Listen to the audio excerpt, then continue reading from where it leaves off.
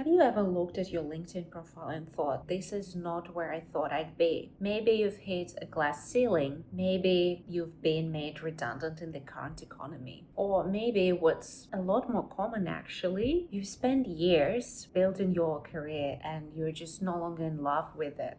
I've been there. I started out at PwC, one of the big consulting firms. It shaped me from a recent grad to a skilled, confident professional. It gave me a sense of belonging and prestige. But after a few years, I felt that the job I've poured myself into no longer felt rewarding. I realized I didn't want to live like that anymore. And over time, I changed my life completely. But here's the thing, at that time, I didn't have a plan. A new direction took time to materialize.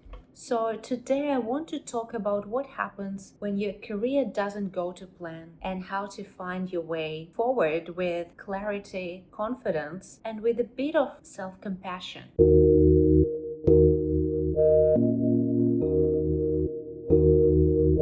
In Australia, we love a good job title: senior consultant, head of product, the director of strategy. But here's the trap. When you attach too much of your identity to your job title, losing it feels like losing your self-worth. I was promoted to senior consultant at PwC just before I decided I need the direction change.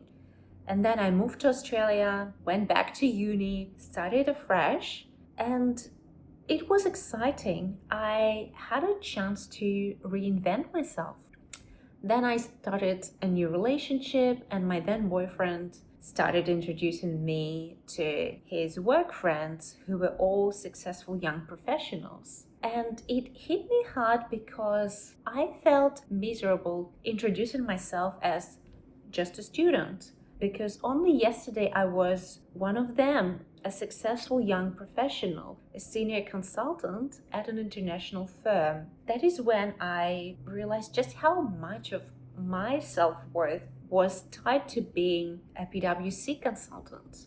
Without that, I felt as if my value reduced. But here's what I learned. Our value doesn't vanish when our job title does. You are still you, with your experience, with your insight, with your grit. And that's what you build from. So if you are in a similar situation, either due to redundancy, feeling stuck, or unsatisfied in your current role, you can do this practical exercise. Sit down with pen and paper and write down 10 things that you're proud of that are not attached to your job. This could be your recent volunteering experience, mentoring someone, solving a hard problem at home, or even handling a difficult breakup with grace. This helps to re-anchor your identity in your impact, not the label. It can also help you better understand what makes you happy. And from here you can pivot. You can research if there is a career pathway out of it, and maybe just a part-time side gig to begin with. I'm going to keep recommending these practical exercises in my videos because they help us rewire the brain and let go of the negative beliefs, our core negative beliefs that are just not true.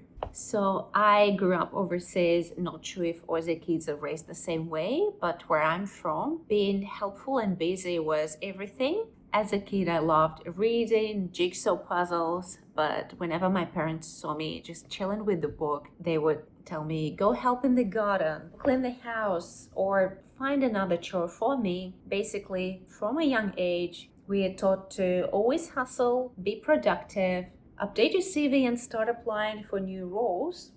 And let's be real, sometimes this is just what you have to do. For example, if you have a young family to support. But the secret I only realized recently, hard work is not our life purpose. Happiness is.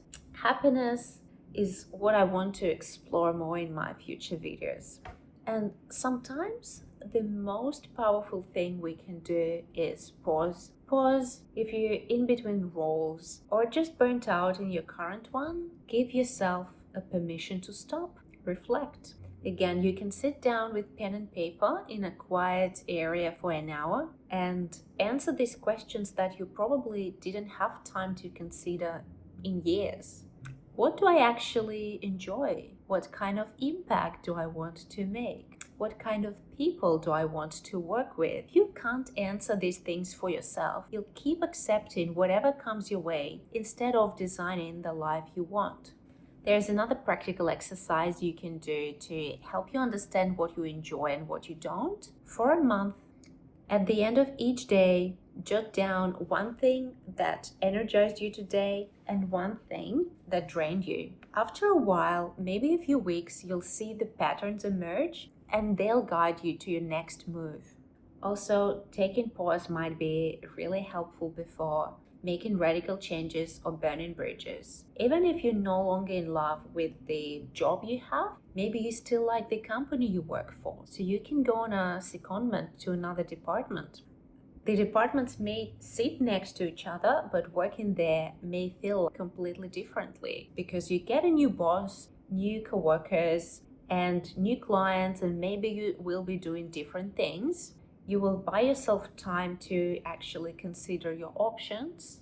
For example, at Nous, people are valued, and so if they feel like they want a break from management consulting, they can go to take roles in product, roles in knowledge management, in onboarding, etc., and take time to think deeper about what is next for them while also remaining with the firm. So research if similar pathways are available in your company and what roles you might be interested in trying to step into. It's easy to see a career stall as a failure in a moment, but what if it's just a pivot? On this one, let me go back to the classic. Do you remember Steve Jobs' Stanford commencement speech? I keep bringing it up at work, so if my team is watching, they're probably thinking, here she goes again. In that speech, Jobs shares 3 life lessons, and his second lesson, love and loss, is about him being fired from Apple, the company he founded. Imagine that. At the time, it felt like a disaster, but later he realized that it was the best thing possible that happened to him because it gave him time and freedom to pursue new opportunities, and he launched 2 more successful brands. I want you to remember this. Our career is a chapter, not the whole book. So if you're in this space right now, uncertain, in between, maybe a little scared, know that you're not alone. You're not behind. It means you're about to begin a new chapter. There is this video that I love, a plane taking off through thick clouds and then breaking through into clear skies. And the caption says, what moving on to the next chapter feels like. And honestly, that's spot on. That's when the magic happens. If this resonated, drop a comment, share your story, let's normalize the messy middle. If you're navigating a career change, I'd love to hear what is helping you. Thanks for watching, and remember, you are not your job title.